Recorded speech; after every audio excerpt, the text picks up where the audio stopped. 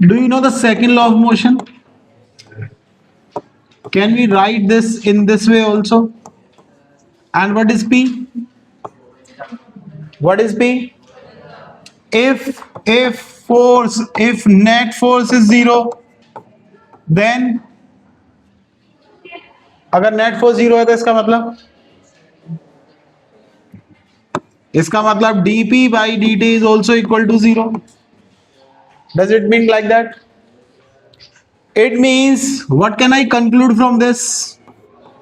What I can conclude? Momentum is constant. P is constant.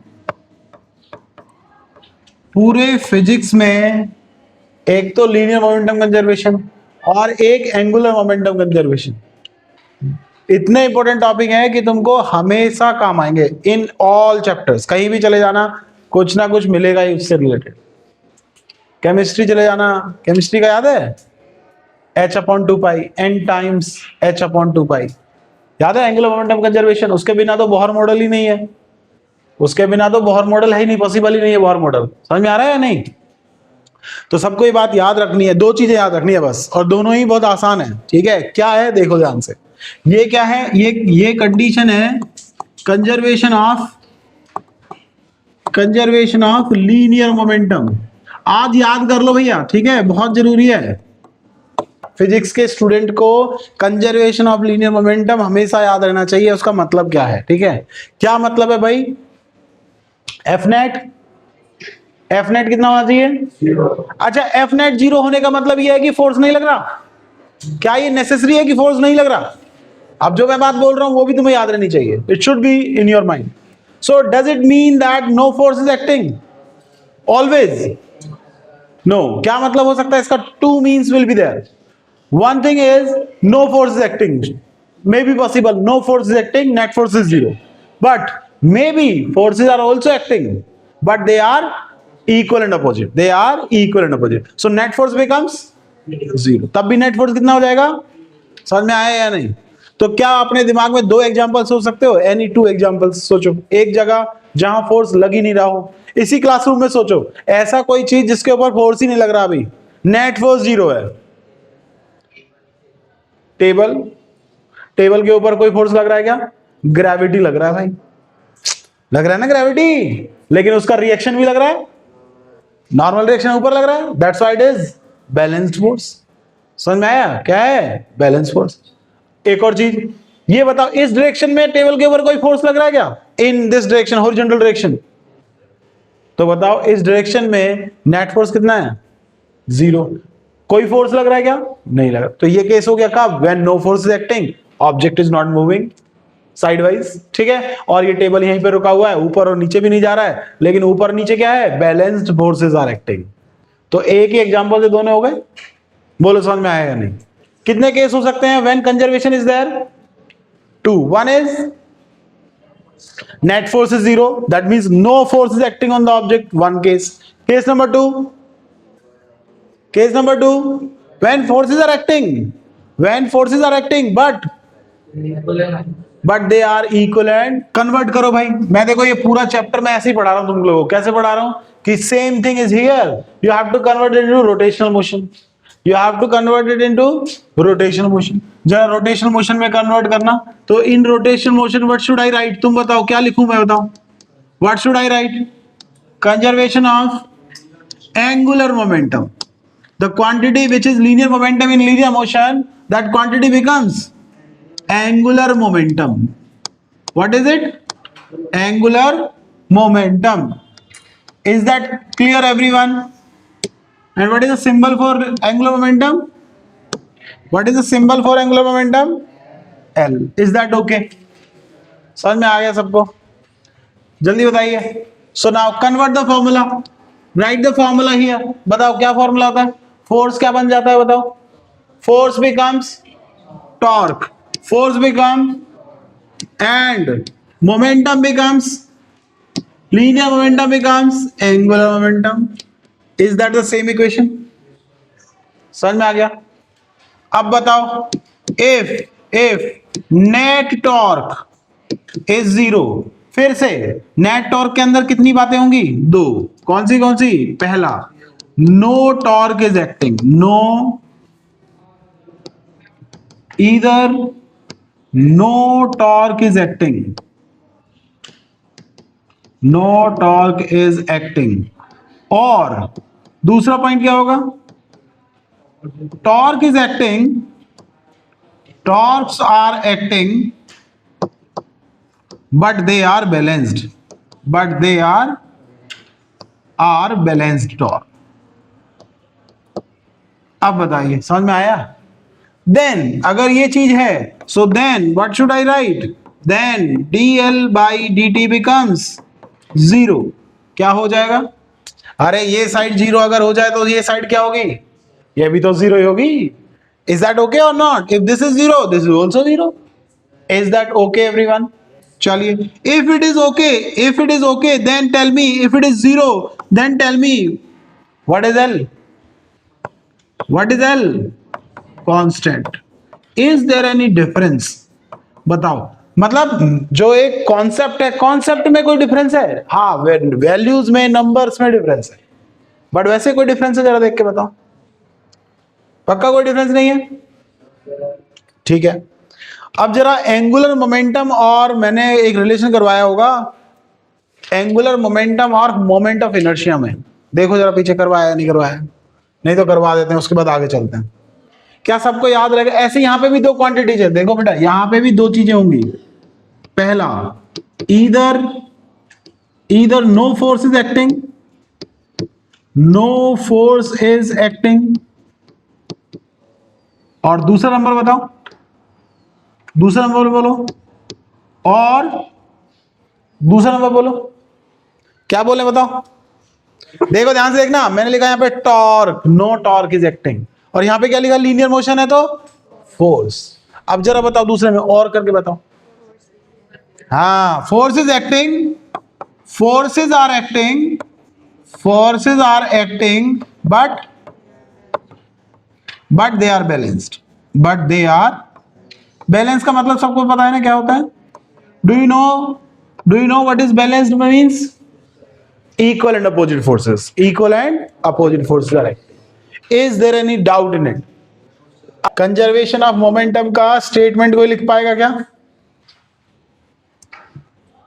According to this law, ये law भी बोल सकते हैं, लॉ ऑफ कंजर्वेशन, ठीक है? According to law of conservation,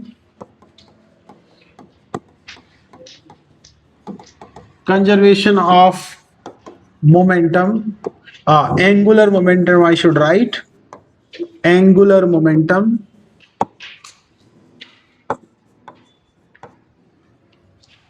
the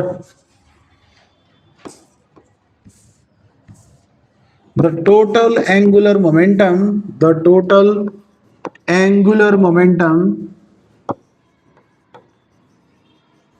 of a system is always conserved, What is the meaning of conservation? Like conserved, that means constant, that means uniform। ये word ऐसे याद कर लो, समझ में आ जाएगी चीजें, ठीक है? इज ऑलवेज कांस्टेंट, ठीक है? If no external torque is applied,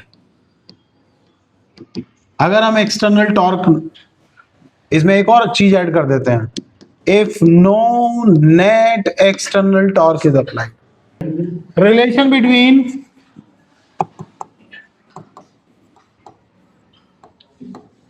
and omega, क्या रिलेशन होती है? L equal to I omega. पता है नहीं बात?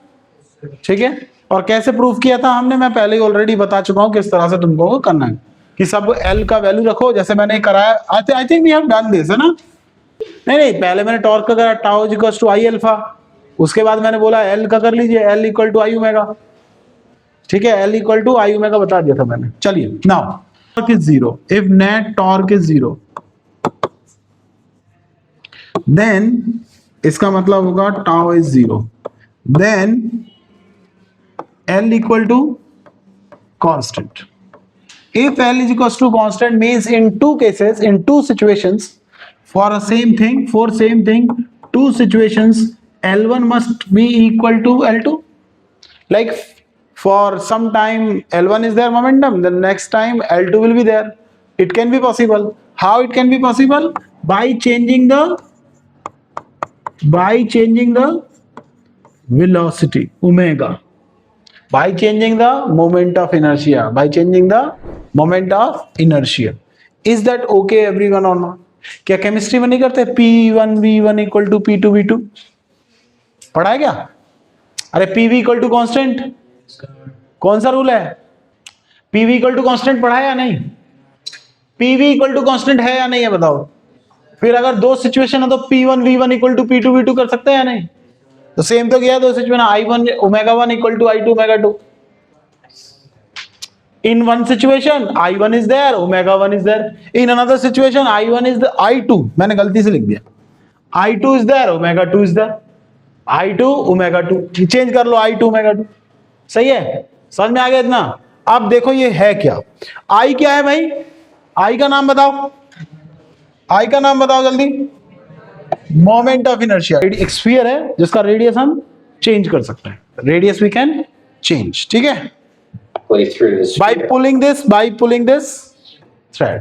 और अगर मान लो हम किसी भी चीज के एक्सिस पर जहां से वो घूम रही है उसके ऊपर फोर्स लगाएं तो टॉर्क कितना आता है? 0. तो अगर मैं स्ट्रिंग पे कभी भी फोर्स लगाऊंगा और स्ट्रिंग कहां पर है? उसी के बाद वो घूमेगा एक्सिस पे, क्या वो स्ट्रिंग कभी टॉर्क बना पाएगी? तो नेट टॉर्क फिर भी क्या रहेगा? Even I am pulling the rope. अगर मैं स्ट्रिंग को, रोप को खींच भी रहा हूं फिर भी क्या होगा? Net torque 0. क्या सबको समझ में? अच्छा एक बात बताओ, अभी जो है, अभी इसका मोमेंट ऑफ इनर्शिया ज्यादा है, सेम मास है, मास नहीं बदल रहा है. छोटा करूं या इसको बड़ा करूं, if we are increasing the size और decreasing the size, we are not changing mass. क्या चेंज नहीं कर रहे हैं हम? आर रिड्यूस कर रहे हैं ना. बट तो आर बताओ, व्हेन इट इज हियर, अब आर ज्यादा है या पहले आर ज्यादा था मास का? पहले. तो एक फॉर्मूला है mr². क्या फॉर्मूला है बताओ जरा, किसका फॉर्मूला है ये? क्या नाम है क्वांटिटी का? Moment of. तो मोमेंट ऑफ इनर्शिया में तुम बताओ, अभी मोमेंट ऑफ इनर्शिया ज्यादा है या ये जब बिगर स्फीयर रहेगा तब ज्यादा है? क्योंकि बिगर स्फीयर में क्या होगा? आर का वैल्यू ज्यादा होगा और उसका स्क्वायर करेंगे तो वैल्यू और भी. लेकिन अभी क्या है आर का वैल्यू? Very less. तो उसको स्क्वायर करेंगे तो क्या होगा? कम ही वैल्यू आएगा. मेरी बात समझिए. तो बताओ, स्ट्रिंग को खींचने से क्या चीज चेंज हो रही है? आई चेंज हो रहा है. क्या चेंज हो रहा है? आर चेंज हो रहा है. मतलब ultimately moment of inertia change हो रहा है. मोमेंट ऑफ, समझ में आ रहा है? लेकिन मैं बाहर से कोई टॉर्क लगा रहा हूं क्या चेंज करने में? बाहर से कोई टॉर्क लगा रहा हूं क्या? नहीं. तो इसी को हमें चेक करना है क्या we can expect is that if we give it some angular momentum in the expanded क्या एंगुलर मोमेंटम दिया हमने? क्या मैंने एंगुलर मोमेंटम दे दिया इसको? मतलब उसने ऐसे घुमा दिया उसको, तो क्या घूमना स्टार्ट कर दिया तो एंगुलर मोमेंटम आ गया? अरे कभी भी कोई चीज घूमने लगती है तो एंगुलर मोमेंटम आता है या नहीं आता है? बताओ भाई. अब एंगुलर मोमेंटम आया या नहीं आया? ठीक है, तो एंगुलर मोमेंटम आ गया. अब जरा ऑब्जर्व करना, जब मैं खींचूंगा क्या होगा? ऑब्जर्व करना सबको. क्या हुआ? फिर से देखो. It's one of the most रोक दिया. spectacular demonstrations, I think, of conservation of angular momentum. क्या उसको कोई बाहर से घुमा रहा है? कोई ऐसा कुछ कर रहा है कि बाहर से और तेज घूमने लगे? क्या मास चेंज कर रहा है? बस क्या चेंज कर रहा है? आर. आर के चेंज होने से क्या हो रहा है? आर के चेंज होने से क्या हो रहा है बताओ? मोमेंट ऑफ इनर्शिया क्या कर रहा है? डिक्रीज या इंक्रीज? डिक्रीज या इंक्रीज? अच्छा चलो वापस चलते हैं अपने ये टीवी पे ही चलते हैं. आप जरा बताना एक बात, पॉइंट बताना अच्छे से, इंपॉर्टेंट. क्या कोई एक्सटर्नल टॉर्क है? नेट एक्सटर्नल टॉर्क है क्या कोई? इज देयर एनी, ये क्वेश्चन तुमको पूछने चाहिए अपने आप से, तभी सीखोगे. सो फॉर थिंकिंग और for learning you need to ask the questions. अगर नेट टॉर्क जीरो तो इसका मतलब क्या होगा? एल बताओ क्या होगा? कांस्टेंट और नॉट? कांस्टेंट होगा या नहीं बताओ? क्या एल चेंज होगा? लेकिन एल का वैल्यू क्या होता है जरा बताओ? तो क्या आई ओमेगा भी कांस्टेंट होगा? अब तुमने क्या किया जरा बताओ? जैसे ही तुमने उसका रेडियस कम किया, मतलब उसको पुल किया, तो उसका रेडियस क्या हो गया? स्मॉल. तो रेडियस स्मॉल होने से आई के ऊपर क्या पड़ा? आई डिक्रीजेस. क्या हो गया आई को? Decreases. When radius decreases, when radius decreases, अगर रेडियस डिक्रीजेस हुआ देन आई डिक्रीजेस. सबको समझ में आ गया कि क्यों डिक्रीज हुआ? सबको समझ में आया क्यों डिक्रीज हुआ? क्योंकि ऑब्वियसली एम आर स्क्वायर होता है फॉर्मूला. मोमेंट ऑफ इनर्शिया का फॉर्मूला क्या होता है? M R square. समझ में आ रहा है क्या फॉर्मूला होता है? M R square. और अगर आई डिक्रीज हुआ तो अब बताओ, ये चीज तो कांस्टेंट रहनी चाहिए ना, इसका प्रोडक्ट. तो ओमेगा का क्या होगा? बोलो. हेंस ओमेगा, बताओ क्या होगा ओमेगा का? What will happen to omega? Constant भाई, मल्टीप्लाई कांस्टेंट रहना चाहिए. जैसे फॉर एग्जांपल ये आई ओमेगा कांस्टेंट, तो मैंने माना 2 × 5 = कांस्टेंट, मतलब कांस्टेंट मतलब 10, तो 10 ही रहना चाहिए. अब भी आंसर 10 आना चाहिए. लेकिन ये हो गया तुम्हारा कितना? 2.5. तो ये कितना होना चाहिए बोलो? ओमेगा कितना होना चाहिए? तो तुमने मोमेंट ऑफ इनर्शिया बढ़ा दिया या नहीं? तो ओमेगा का क्या हो गया? एक और एग्जांपल लो. 1.5 इंटू, अब बोलो कितना करें मल्टीप्लाई? तो 20/3 करोगे. अब बताना 20/3 कितना है भाई? 20/3 कितना है? लगभग 6 पॉइंट समथिंग, 6 पॉइंट समथिंग है. तो अब सोचो, क्या 5 से बढ़ गया नहीं बढ़ा? जैसे ही तुमने आई को कम किया, क्या ओमेगा इंक्रीज कर रहा है या नहीं? So omega increases. क्या वो जो एग्जांपल दिया उस एग्जांपल में भी ऐसा हो रहा है? Hence omega increases. समझ में आया कॉन्सेप्ट? समझ में आया? अगर बाहर से कोई फोर्स नहीं लगता है, no torque is applied. If no torque is applied, इसका hence omega increases. Is that okay everyone? जल्दी बताओ, क्या वो एग्जांपल से शूट कर रहा है? बिल्कुल सही कर रहा है या नहीं बताओ जल्दी से. कोई अचानक भी, जैसे मान लो कहीं ऊपर बैठी है कैट और उसको धक्का दे दो, तो भी वो पैरों से गिरेगी नीचे. ठीक है, वैसे नहीं सर लग जाएगा, हेड लग जाएगा,